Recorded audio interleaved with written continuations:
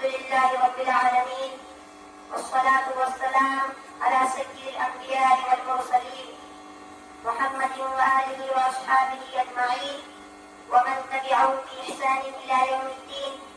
أما بعد، أعوذ بالله من الشيطان الرجيم.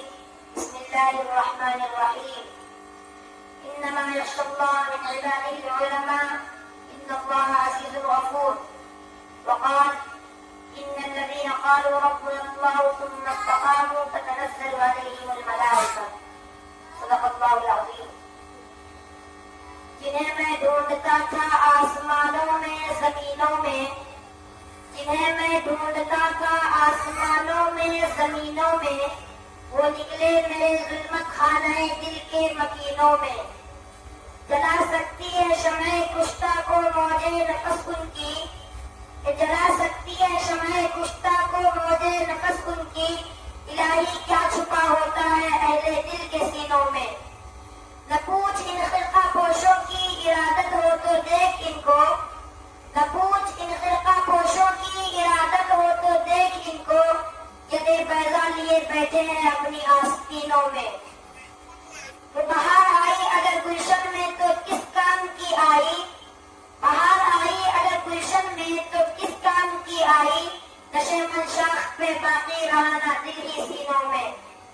محترم حضرات، آج میں ان یاران باصفا، شہیدان عشق و وفا، وارثان بلال رضی اللہ عنہ اور سراخیل آزادی کے تذکرے کی سعادت حاصل کر رہا ہوں، جن کا قلب و جگر اسلام کی عظمت سے معمور تھا، جن کے چہرے پر عزم و استقلال کی کرنیں جلوہ فکن تھی، جن کا دل جذبہ جہاد سے سرشار تھا، جنہوں نے اپنی پوری زندگی اسلام کی سربلندی اور اعلاء کلمت اللہ کے لیے وقف کر دی، جن کی ایک تاریخ ہے، جن کی ایک داستان ہے، جنہوں نے ہر دور میں اسلام کی آبیاری کی ہے اور چمنستان اسلام کی طرف بڑھنے والی ہر باد سموم کی راہ میں دیوار آہنی اور سب سکندری بن کر قائل ہو گئے ہیں.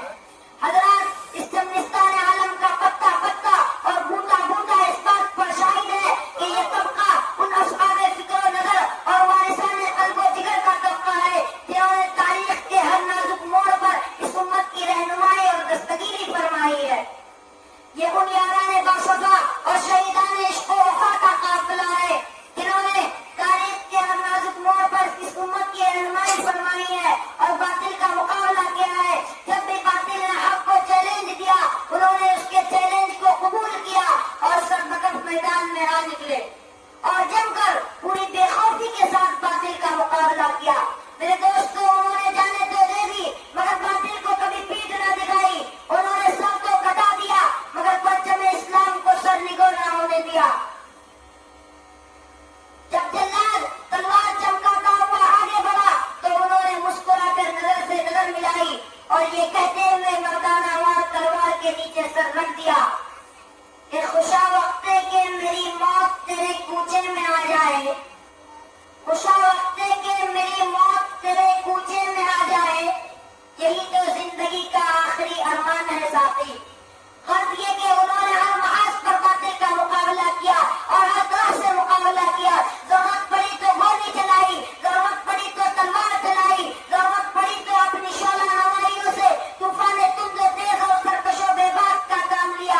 اور جب ضرورت پڑی تو قوم کے ننھے ننھے نونہالوں کی تربیت اور اصلاح فرما کر باطل کے لیے دیوار آہنی اور فولادی لشکر بنا دیا. آج میں انہی جیالوں اور سرفروشان اسلام کی تھوڑی سی تاریخ اور ادنا سی جھلک دکھانا چاہتا ہوں کہ انہوں نے جنگ آزادی میں کیا کارنامہ انجام دیا ہے اور ان کا مقام کیا رہا ہے. محترم حضرات، جب ہندوستان کی مقدس سرزمین پر انگریزوں کا ناپاک سایہ پڑا اور وہ اپنی شاطرانہ اور عیارانہ چالوں سے یہاں کے مالک بن بیٹھے، جب باشندگان ہند پر طرح طرح کے ظلم و ستم کے پہاڑ توڑے جانے لگے، جب ہندوستانیوں کو غلام بنایا جانے لگا، جب ہندوستانیوں کا خون ان کے پسینے سے بھی ارزاں ہونے لگا، تو ایسے نازک وقت میں سب سے پہلے جس شخص نے عالم بغاوت بلند کیا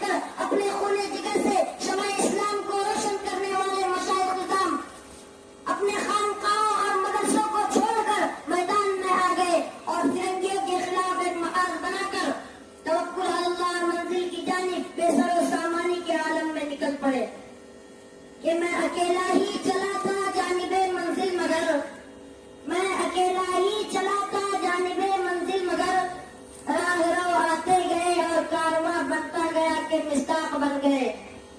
حضرات یہ کارواں مسافت طے کرتے ہوئے کس طرح منزل مقصود تک پہنچا یہ ایک لمبی داستان ہے. اس داستان میں امنگیں بھی ہیں اور محرومیاں بھی، عزم و عمل کا جوش و خروش بھی ہے اور شکست خوردگی اور بیچارگی کی افسردگی بھی، جنون شوق کی آشفتہ سری بھی ہے اور گردش دورہ کی کجروی بھی. اس طویل مسافت کو طے کرتے ہوئے ان کے پاؤں مسلسل لہولہان ہوتے رہے. ہزاروں اور لاکھوں کا وجود مقابلے راہ بن کر اڑ گیا. کبھی جبر و تشدد کی خاردار جھاڑیوں نے ان کے دامن کو تار تار کیا، کبھی وحشت و بربریت کے پہاڑ ان کی راہ میں قائل ہو گئے. مگر اس بزم جنوں کے دیوانوں نے ہمت نہیں ہاری اور حادثات و مسائل سے ٹکراتے ہوئے منزل مقصود کی جانب بڑھتے ہی رہے. راستے کی قربت و دوری سے بے فکر، توانیت قلب و جگر سے مستغنی، پریشانی افکار کے احساسات سے بے نیاز، خطرات و وساوس کی گرفت سے بے پرواہ، منزل مقصود کی تلاش میں کبھی عرب اور ترکی کی راہوں کو ناپتے ہیں تو کبھی روس اور افغان کی بادیاں پیمائی کرتے ہیں، کبھی مالٹا کی کوٹریوں میں قیام کرتے ہیں تو کبھی عدالت کے کٹارے میں کھڑے ہو کر نغمہ آزادی سناتے ہیں، کبھی پھانسی کے پھندوں کو چوم کر منزل کا نشان پوچھتے ہیں تو کبھی ریوالور کی لبلبی پر انگلی رکھ دیتے ہیں کہ شاید گولیوں کی سنسناہٹ ہی منزل کا پتہ بتا سکے. غرض یہ کہ ان دیوانوں نے ہر راہ سے منزل تک پہنچنے کی کوشش کی اور پہنچ کر ہی دم لیا. تاریخ ہند ہم سے کہتی ہے اس بزم جنوں کے دیوانے ہر راہ سے پہنچے محفل تک. اس بزم جنوں کے دیوانے ہر راہ سے پہنچے محفل تک، بے تابی ان کی آگ ہوئی صحراؤں سے لے کر ہل تک.